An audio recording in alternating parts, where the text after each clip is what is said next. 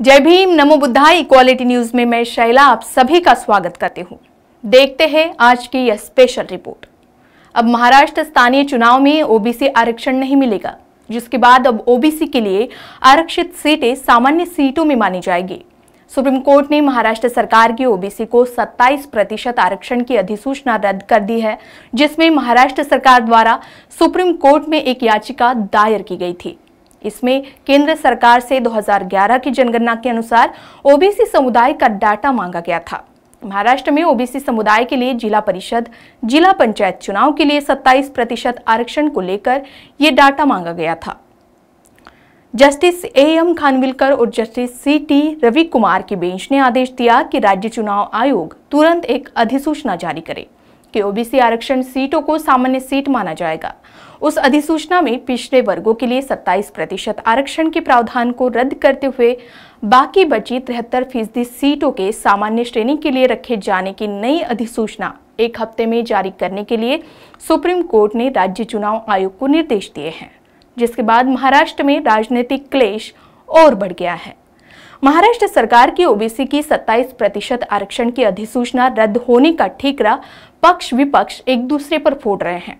आरक्षण के मुद्दे पर अगर देखा जाए तो विभिन्न राज्यों में जातीय एवं वर्गीय टकराव और संघर्ष की स्थिति पैदा होने के बाद कई सालों से ओबीसी जातियों की गिनती की मांग की जा रही थी, लेकिन खुद ओबीसी की आधारित जनगणना कराने से केंद्र सरकार ने इनकार किया। बावजूद इसके महाराष्ट्र के विपक्ष में खड़ी बीजेपी सरकार के प्रतिनिधि 2 साल से सत्ता में स्थापित महाविकास आघाड़ी सरकार पर ओबीसी का डेटा जुटाने में विफल का आरोप लगा रही है।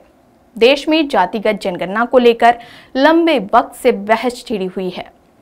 राज्यों को अपनी ओबीसी सूची बनाने का अधिकार मिलने के बाद इस पर केंद्र सरकार ने अपना रुख साफ करते हुए जातिगत जनगणना से इनकार कर दिया, जबकि बीजेपी की मोदी सरकार ने भी कुछ साल पहले वादा किया था कि 2021 की जनगणना में ओबीसी की अलग से गणना होगी। पर अब सरकार ने सुप्रीम कोर्ट से साफ कर दिया कि वह ऐसा नहीं करेगी। आखिर कोई भी सरकार ओबीसी की गणना से भयभीत क्यों नजर आती है? बता दें कि जनगणना का मकसद भारतीय समाज की विविधता से जुड़े तथ्यों को सामने लाना है, ताकि देश को समझने का रास्ता खुल सके।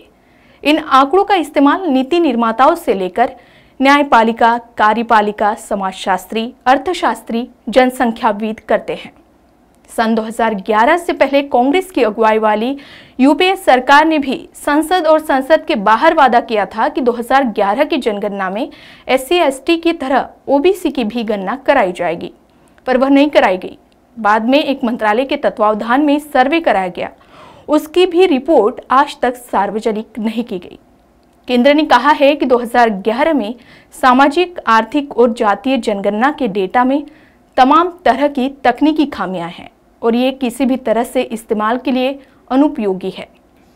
इसके अलावा ओबीसी के भीतर नौकरियों और शिक्षण संस्थाओं में आरक्षण को लेकर कम प्रभुत्व वाली जातियों की स्थिति देखने के लिए बनाई गई जी रोहिणी कमीशन की रिपोर्ट भी नहीं आई है, जबकि 2017 में इस कमीशन को बनाने के बाद से 11 बार एक्सटेंशन दिया जा चुका है। इसके अलावा जी रोहिणी कमीशन के उद्देश्य पर भी सवाल उठाए जा रहे हैं।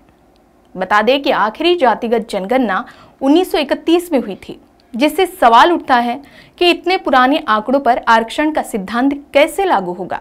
एक आधुनिक देश की विकास की यात्रा कैसे मुमकिन होगी? वही सवाल ये भी है कि कहीं ऐसा तो नहीं कि एक दूसरे पर आरोप प्रत्यारोप की आड़ में ओबीसी को प्रतिनिधित्व से वंचित करने का खेल दोनों ओर से हो रहा है।